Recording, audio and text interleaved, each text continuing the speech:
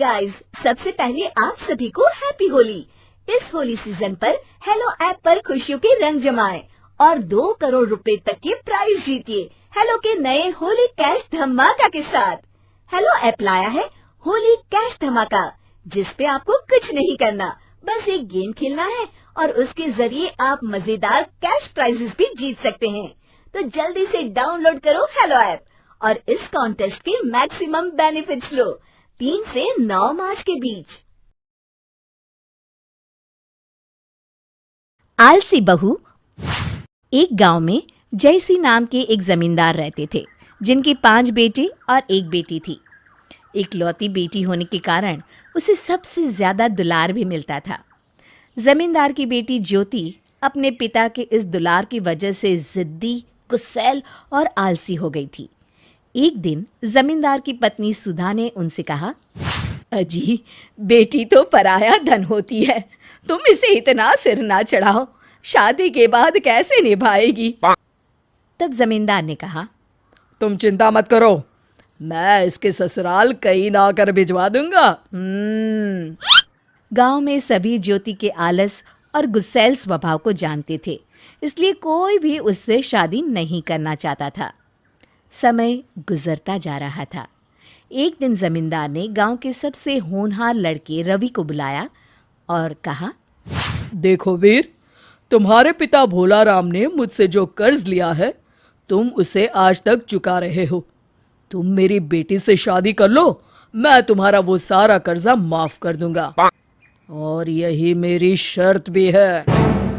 मजबूरन रवि को इस शादी के लिए हाँ कहनी पड़ी और दोनों की शादी हो गई। लेकिन शादी के बाद भी ससुराल में भी ज्योति का व्यवहार नहीं बदला।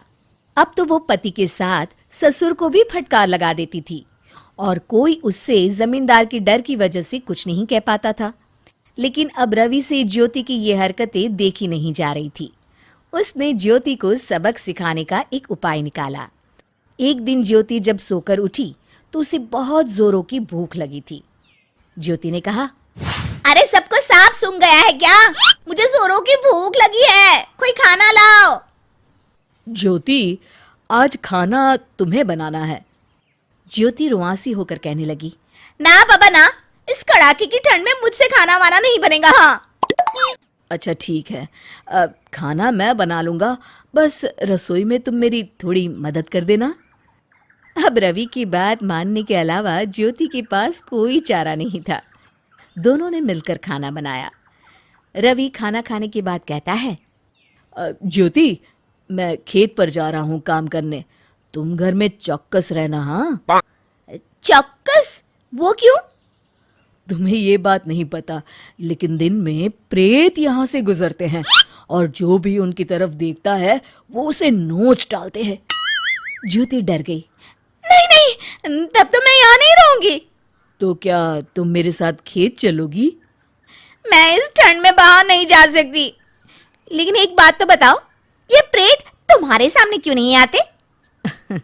मेरे सामने भी आते हैं, पर जो उनकी तरफ देखता है या उनसे आंख मिलाता है, प्रेत उसी पर हावी हो जाते हैं। इसीलिए तो हम अपने दिन भर के काम में इतना व्यस्त रहते हैं, ताकि उनकी तरफ देखने का समय ना मिले। अच्छा, अब मैं जा रहा हूँ। इतना कहकर रवि खेतों की ओर चल दिया। घर में खाली बैठी ज्योति को अब ये सोचकर डर लगने लगा। उसने सोचा, हे भगवान, अब मैं क्या करूं? यहाँ अकेले मुझे काम करते रहना चाहिए ताकि मेरा भी ध्यान प्रेत पर न जाए। अब बिना माँ के काम करना ज्योति की मजबूरी बन गई थी। वो डर से खाली भी नहीं बैठ सकती थी। उसने मन में सोचा, रवि के आने से पहले क्यों ना खाना ही बना लूं।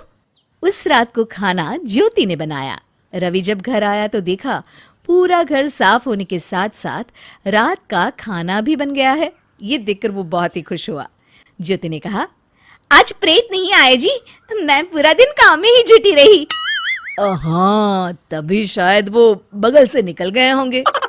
इसके बाद अब रोज ज्योति डर के मारे काम करने लगी और धीरे धीरे उसका स्वभाव बदल गया। 2 महीने निकल गए और एक दिन जमींदार अपनी पत्नी के संग अपनी बेटी ज्योति से मिलने आए। ज्योति को देख वो दंग रह गए। वो तो भाग भाग कर घर का सारा काम कर रही थी। उसके शरीर में बिल्कुल भी आलस नहीं था। माता पिता को देखकर ज्योति उनके गले से लिपट गई और बोली, पिताजी यहाँ खाली मत बैठिए। माँ आप भी ना यहाँ जल्दी से कुछ काम करिए, नहीं तो प्रेत आप दोनों को भी नुकसान पहुंचाएंगे।